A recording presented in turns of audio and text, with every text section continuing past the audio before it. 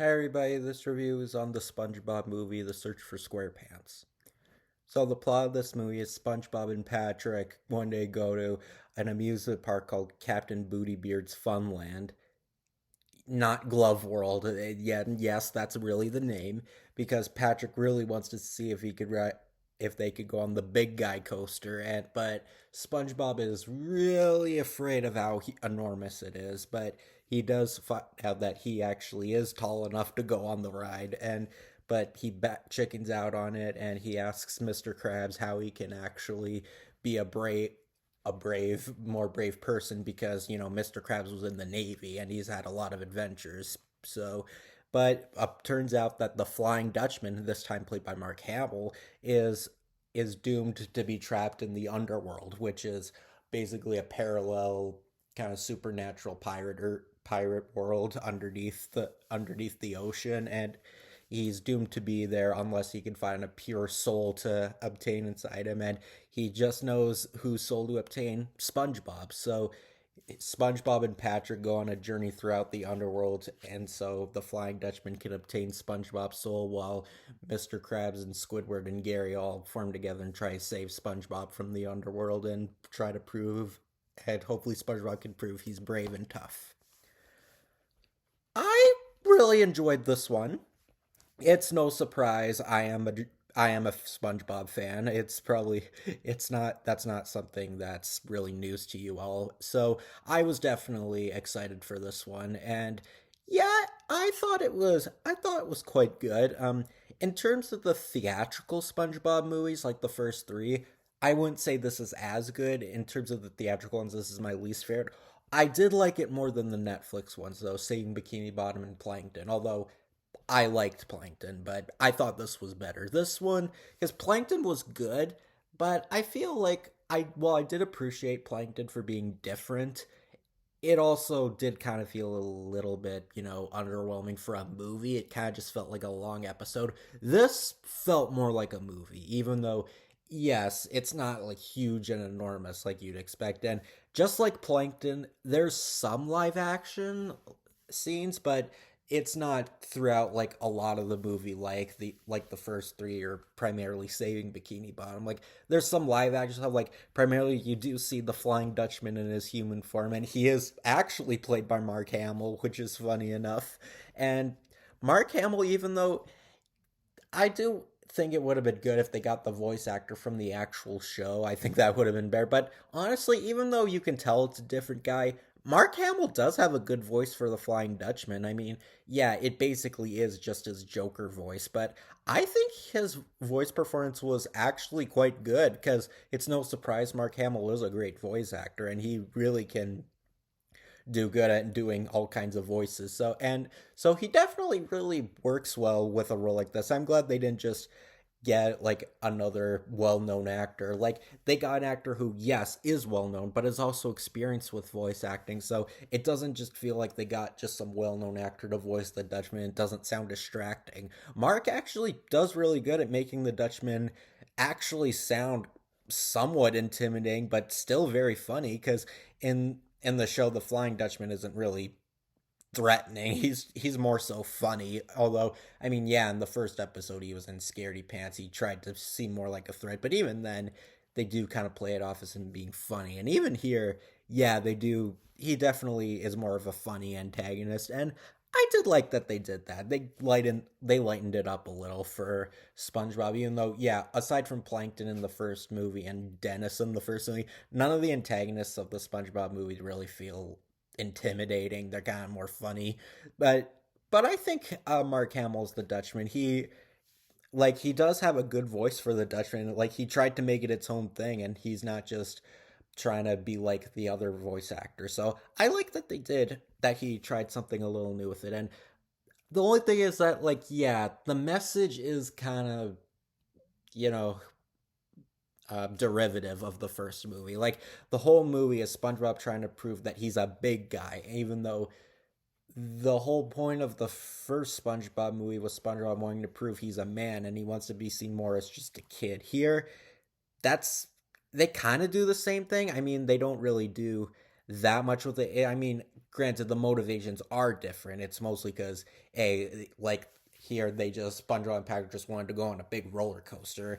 And, but whereas in the first movie, he wanted to be manager, but Mr. Krabs didn't give him the job because he's just a kid. Here like his motivation is a little different because he wants to go to the Flying Dutchman, and Mr. Krabs is like, no, me boy, no, you can't go to the Dutchman, that's too dangerous.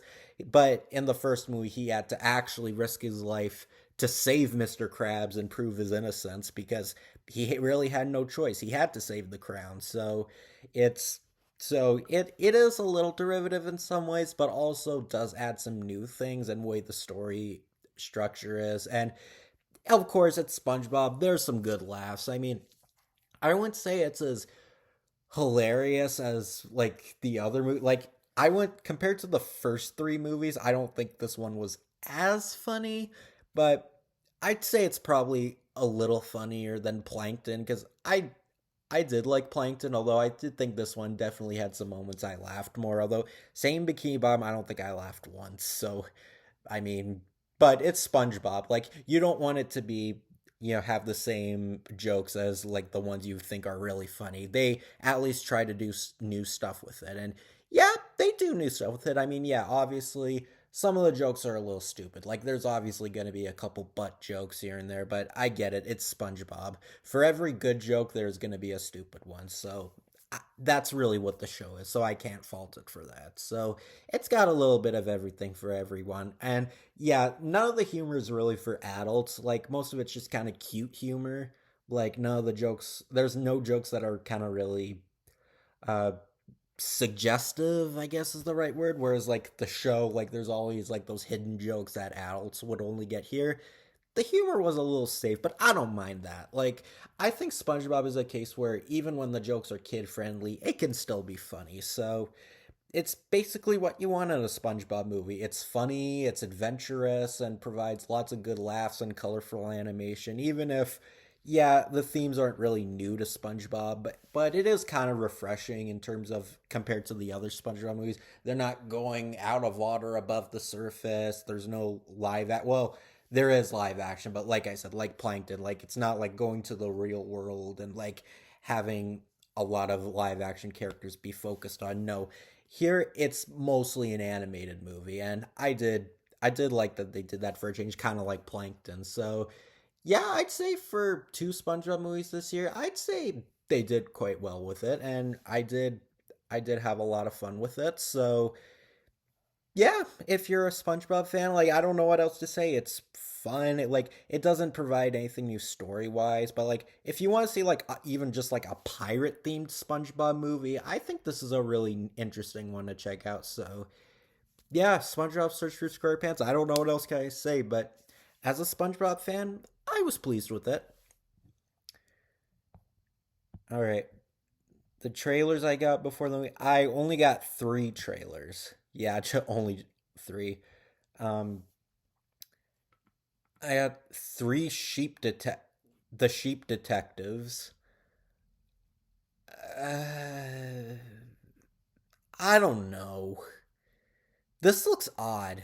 The detectives who are sheep, talking sheep, and I know you're thinking animated movies have weird concepts. This movie is not animated. This is a live action CGI hybrid movie, kind of like Peter Rabbit, where like Hugh Jackman is a shepherd and he dies. Go with it. And these three talking sheep try to investigate his murder.